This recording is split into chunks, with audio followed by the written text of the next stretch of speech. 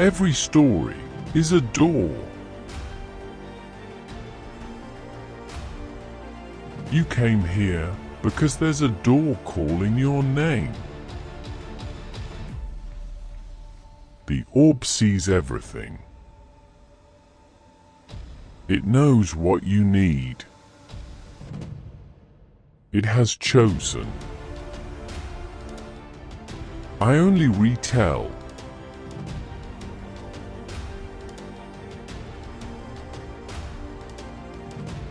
Real or fiction? I won't say. You only need to find meaning for yourself. Listen. The orb glows tonight with a strange, cold light. It whispers of a man who gained the world but lost something invisible. Tell me, have you ever looked at your shadow? That dark companion that follows you everywhere. What if one day it simply vanished? Would anyone notice? Would you?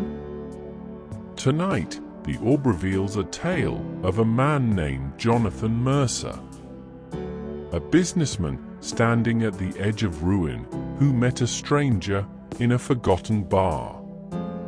The stranger offered him unlimited success in exchange for his shadow. Jonathan laughed. Who needs a shadow? He signed the paper, and his life changed forever. But not in the way he imagined. Listen closely, for this story might be your story too. The bar had no name. Jonathan found it on the night he lost everything. His company bankrupt. His investors gone. His dreams shattered. He sat alone, staring into his glass, when a voice spoke. You look like a man who would trade anything for another chance. The stranger wore a long black coat, his face hidden in shadows, his smile too perfect. I can give you success beyond imagination. Wealth, power, everything you desire. Jonathan laughed bitterly. And what do you want? My soul. Nothing so dramatic. The stranger whispered. Just your shadow. That worthless dark shape on the ground. Jonathan stared at his shadow, dancing in the candlelight. What use was a shadow? He signed the old paper with ink that smelled like smoke and forgotten things. The stranger smiled, folded the contract, and walked into the darkness. Jonathan felt nothing. Or so he thought. 6 months changed everything. Every business decision perfect. Every investment multiplied. Every door opened. Jonathan Mercer became a name whispered with envy.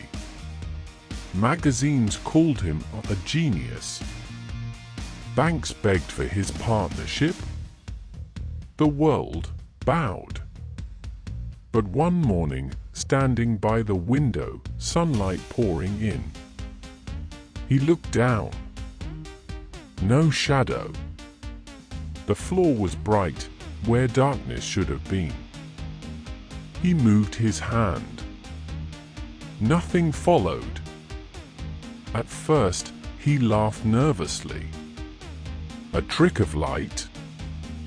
But every mirror, every sunny day, every lamp confirmed the impossible. His shadow was truly gone. He began wearing long coats, avoiding sunlight, meeting people only at night. A skin condition, he told everyone.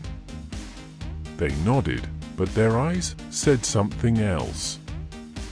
Something was wrong with Jonathan Mercer. They could feel it even if they couldn't see it. His wife noticed first. "You feel different," she said one night. "Like you are here, but not here." She couldn't explain it, but lying beside him felt like lying beside an empty room. His children stopped running to greet him. They stood at distance, confused, afraid. "Daddy feels cold," his daughter whispered to her mother. One by one, everyone left. His wife filed for divorce. His friends stopped calling. Business partners found excuses. Jonathan was surrounded by millions and completely alone. At night, he stared into mirrors, searching for answers. And sometimes, just sometimes, he saw it. A shadow standing behind other people, in photographs, in reflections. His shadow living without him. Following strangers as if seeking a new owner. Jonathan screamed at the glass. But the shadow never came back. It had found a new life. A life Jonathan had traded away. 20 years he searched. From the streets of London to the temples of India. From African shamans to Siberian mystics. Jonathan spent his fortune chasing whispers, hunting legends. The shadow walkers of Brazil. The soul mirrors of Japan. Every story led to nothing. Until Tibet. High in the frozen mountains, he found an old monastery. A sage lived there, a man so old, his eyes seemed to hold centuries. "I lost my shadow," Jonathan begged. "Help me find it." The sage studied him for a long, long time. Then spoke.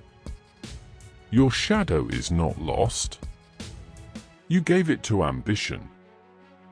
Now ambition lives your life, while you became the shadow of yourself." Jonathan fell to his knees. "How do I get it back?" The sage closed his eyes. "You cannot buy back what you sold for free. You cannot reclaim what you willingly gave away. The price of authenticity is authenticity." Jonathan returned to the city, a ghost in expensive clothes. His mansions felt like tombs.